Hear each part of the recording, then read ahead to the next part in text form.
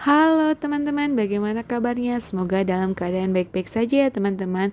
Lama tidak menyapa teman-teman semuanya. Sekalinya saya menyapa, saya ingin sedikit bercerita tentang pengalaman yang semoga dapat menjadi pembelajaran untuk kita semua. Pengalaman ini lebih kepada pengalaman keluarga saya ya. Ya bisa dibilang keluarga saya terkena tipu. Awalnya adik saya ini berniat untuk membeli sepeda gunung merek Polygon. Di Instagram tokonya itu toko.sepeda.3m.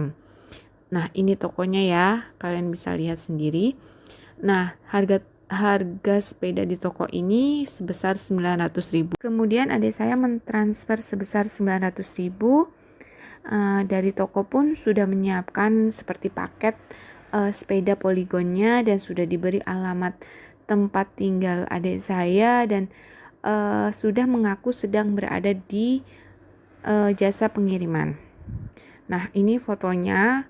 Dia sudah mengirimkan via WA ke adik saya bahwasanya ini paketannya sudah disiapkan, sudah berada di jasa pengiriman. Nah, karena sudah berada di jasa pengiriman, kemudian adik saya disuruh untuk mentransfer uang kembali karena alasan untuk biaya asuransi dan bea cukai sementara atau formalitas saja karena uangnya nanti akan dikembalikan lagi. Nah, yang pertama meminta kiriman sebesar 2.750.000, yang kedua 2.300.000, yang ketiga 900.000. Dan awalnya tadi sudah ya 900.000 untuk biaya sepedanya.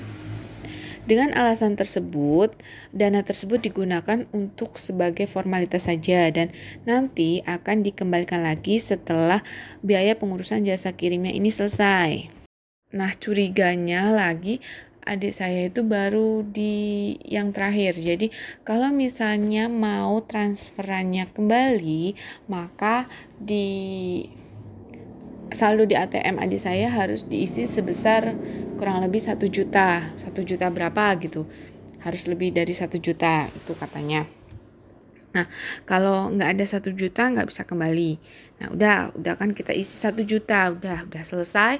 Nah, ternyata saldo 1 juta itu diarahkan ke eh, kita harus mengetik kode Briva yang dia ketikkan dan nominalnya itu sebesar 1 juta.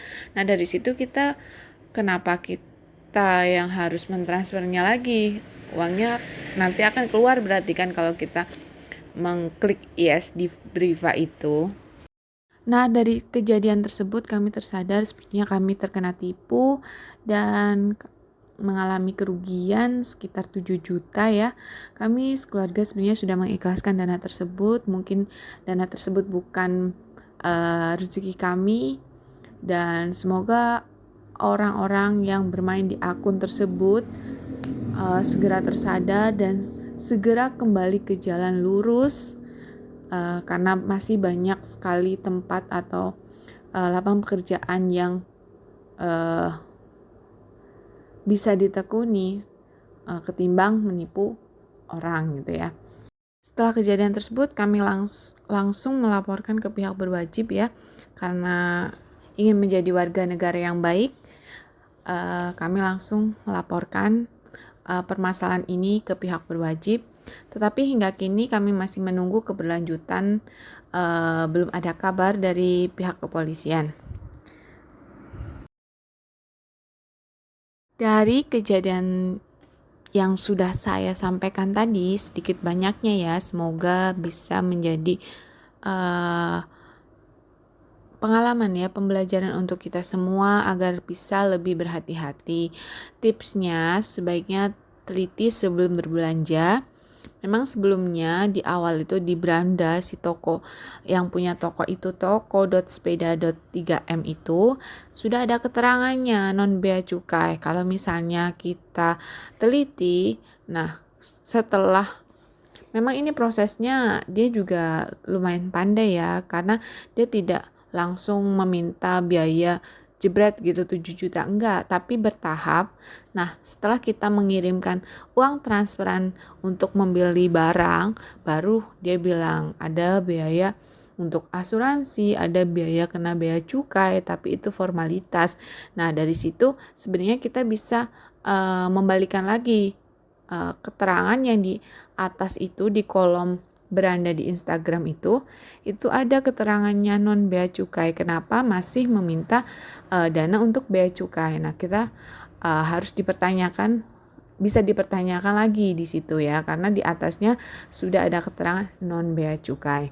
Misalnya kalau kalian ragu, jangan dilanjutkan ya, karena itu nanti kalian akan jatuh di lubang yang semakin dalam gitu.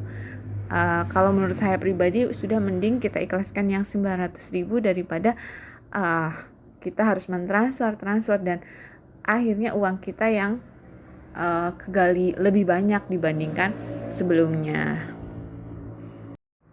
Tips yang kedua, sebaiknya kalau kita berbelanja lebih dari 500.000, sebaiknya kita harus menggunakan marketplace seperti mungkin Shopee, Tokopedia, atau mitra ketiga gitu. Jadi kita lebih bisa ngecek barangnya sampai di mana, dan untuk kemungkinan ketipunya itu agak sulit kalau kita menggunakan pihak ketiga tersebut. Jadi lebih terjaga kita ya.